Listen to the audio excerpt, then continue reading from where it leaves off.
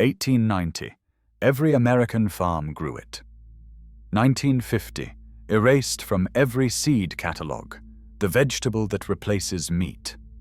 Why did they make you forget?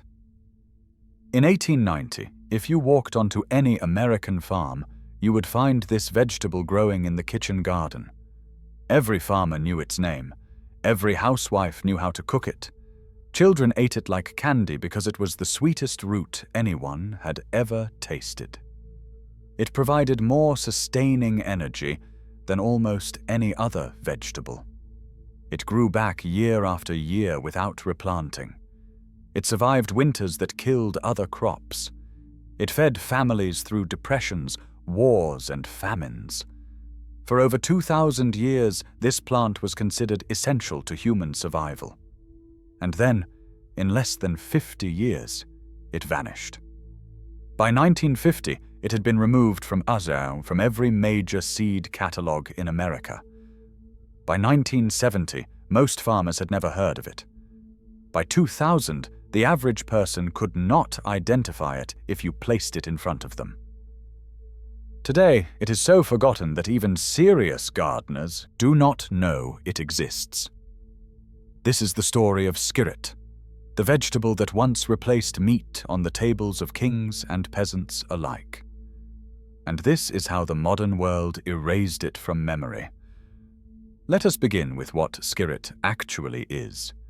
It is a perennial root vegetable belonging to the carrot family. It produces clusters of long, slender, grayish-white roots that grow in bunches like fingers reaching into the soil. Each plant produces 8 to 12 of these roots, sometimes more. The roots are crisp when raw and tender when cooked. But the most remarkable thing about skirret is its taste. It is sweet. Genuinely, surprisingly, remarkably sweet.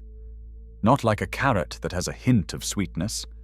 Skirret tastes like someone added sugar to a parsnip. Medieval writers called it the sweetest of all roots. Tudor cooks prized it above almost every other vegetable. For centuries, before sugar was affordable, skirret provided the sweetness that humans naturally crave. But skirret offered more than just pleasant flavor. It provided energy, real, sustaining, work-through-the-day energy. The roots contain high levels of starch and natural sugars that convert to fuel in the human body. Farm workers who ate skirret in the morning could labor until evening without the energy crashes that come from simple sugars. Soldiers carried it on long marches. Laborers depended on it during harvest season. It was not a luxury vegetable. It was survival food for working people.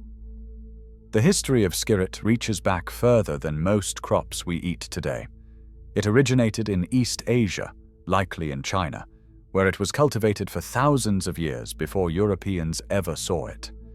Ancient Chinese texts mention it as both a food and a source of natural sweetness. From China, it traveled along trade routes to Persia, then to Greece, then to Rome. The Romans embraced it enthusiastically. They served it at banquets. They grew it in their villa gardens. Emperor Tiberius reportedly demanded skirret as tribute from Germanic tribes, valuing it that highly. When Rome fell, skirret did not disappear. It survived in monastery gardens across Europe, preserved by monks who understood its value. Throughout the Middle Ages, it remained a staple crop for peasants and nobility alike. The poor grew it because it was reliable and filling. The rich grew it because nothing else tasted quite so sweet. In an age before refined sugar reached common tables, skirret satisfied the human desire for sweetness in a way no other vegetable could. By the Tudor period in England, skirret had reached the peak of its popularity. Henry VIII's cooks prepared it regularly for royal tables. It appeared in every serious cookbook of the era. Writers praised it extensively. One famous herbalist called it the most pleasant and wholesome root that grows. Another declared that skirret was so delicious it could be eaten raw as a treat or cooked as a main dish. It was not considered a side vegetable. It was substantial, enough to serve as the center of a meal. The appeal extended beyond taste and energy. Skirret is a true perennial. Plant it once, and it produces food year after year without replanting. Each year, the root cluster expands.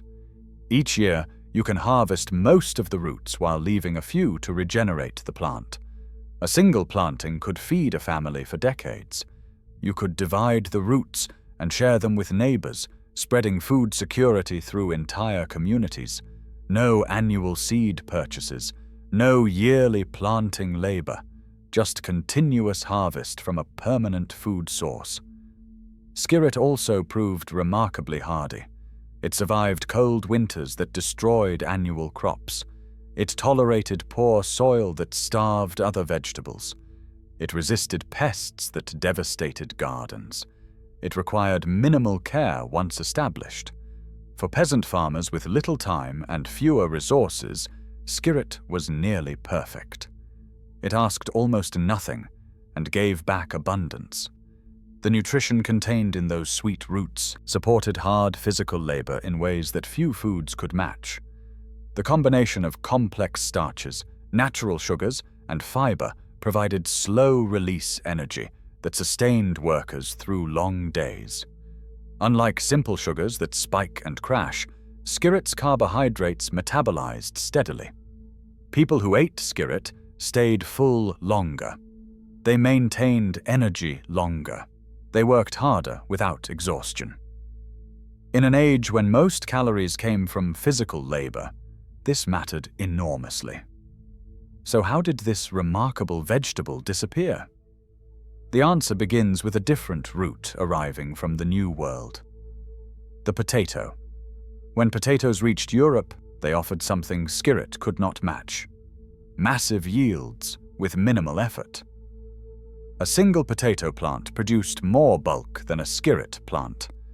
Potatoes were easier to harvest because they formed in compact clusters rather than tangled bunches. They stored better through winter. They cooked faster. They filled bellies more cheaply. Within a few generations, potatoes swept across Europe and America, replacing dozens of traditional root vegetables. Skirret was among the casualties. Farmers who once grew it simply switched to potatoes. The knowledge of how to cultivate and prepare skirret began fading as the older generation passed, and younger farmers never learned. But potatoes were not the only factor. The industrialization of agriculture created pressures that worked against skirret at every level. First, consider the roots themselves. Skirret produces clusters of thin, intertwined roots that must be separated by hand. There is no machine that can harvest them efficiently. In an age of mechanical farming, this made skirret commercially unviable. Farms that once grew it for local markets abandoned it when hand labor became too expensive. Second, consider uniformity. Skirret roots vary in size and shape. They do not look identical. Supermarkets want produce that appears consistent. Skirret, with its twisted clusters of varying roots, could never meet that standard. It was rejected from the commercial food system on appearance alone. Third, consider storage and shipping. Fresh skirret roots do not survive long-distance transportation well. They dry out. They lose their sweetness. They cannot be warehoused for weeks. In a food system built on shipping vegetables thousands of miles from farm to consumer, skirret could not compete. Fourth, consider processing. The modern food industry profits from vegetables that can be canned, frozen, or dried. Skirret resists all of these processes. Its delicate sweetness disappears when canned. Its texture degrades when frozen. It offers no path to packaged products with long shelf lives and high profit margins. Fifth, consider seed economics. Skirret is grown from root divisions, not seeds. You do not need to buy new planting material each year. You simply divide your existing plants. For seed companies focused on annual sales, skirret represented zero repeat business. There was no profit in promoting it, so they stopped. The erasure happened gradually, but thoroughly. Seed catalogues dropped it during the early 20th century. Agricultural extension services stopped mentioning it. Cooking schools removed it from their curricula. Within 2 generations, a vegetable that had fed humanity for over 2,000 years became virtually unknown. The loss was not just culinary.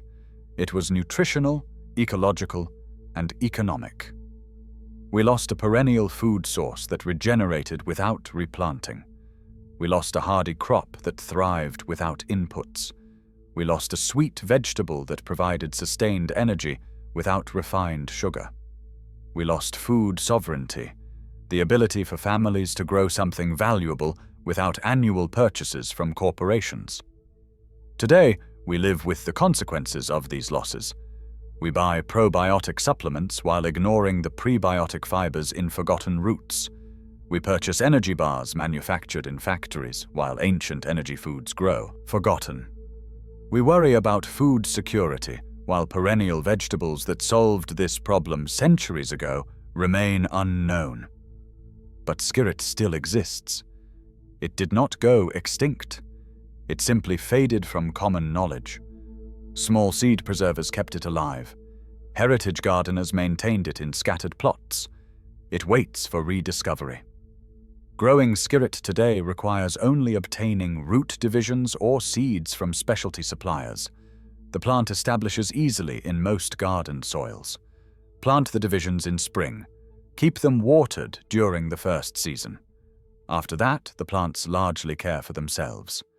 By the second year, you can begin harvesting roots while leaving enough to perpetuate the planting. By the third year, you have a permanent food source. Preparing skirret is simple. Scrub the roots clean. They can be eaten raw for their sweet, crisp taste. They can be roasted like parsnips. They can be mashed like potatoes. They can be added to soups and stews. Some cooks boil them briefly, then fry them in butter. Others slice them thin and bake them into gratins. Every method reveals that remarkable sweetness that made kings demand this root as tribute. The experience of eating skirret connects you to something ancient. This is what food tasted like before industrial processing. This is the sweetness humans craved before sugar was cheap. This is the energy that built civilizations, fueled armies, and sustained families through centuries of hard labor. Skirret is not the only vegetable that was erased. There are dozens of others, perennial crops that fed humanity for millennia, but could not be monetized efficiently. Hardy plants that grew without corporate inputs, nutritious foods that threatened no one except those who profit from annual seed sales and processed alternatives. The pattern repeats throughout agricultural history. Foods that serve human needs but resist corporate control quietly disappear from catalogs, from markets, from memory.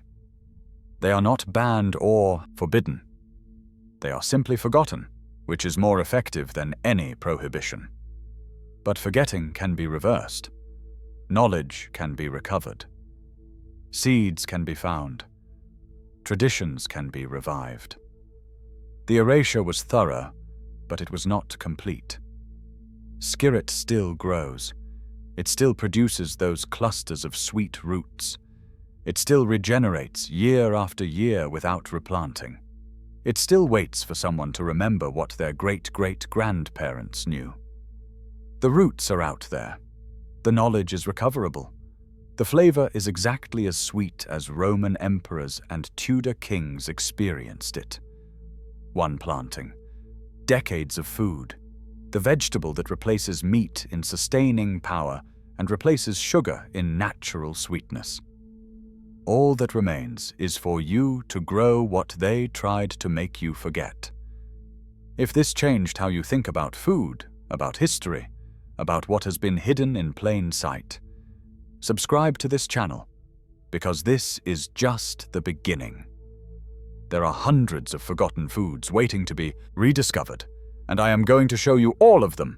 Subscribe now, and I will see you in the next one.